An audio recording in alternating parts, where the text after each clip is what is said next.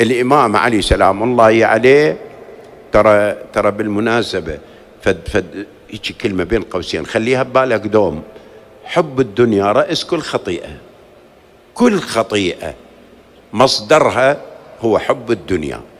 ولذلك أمير البيان أمير المؤمنين علي بن أبي طالب سلام الله عليه يقول: أما بعد فإني أحذركم الدنيا فإنها حلوة خضرة حفت بالشهوات وتحببت بالعاجلة وراقت بالقليل، لا تدوم حبرتها ولا تؤمن فجعتها، غرارة ضرارة حائلة زائلة، لم يكن امرؤ منها في حبرة إلا وعقبته بعدها عبرة. بربك أكو فرح يدوم؟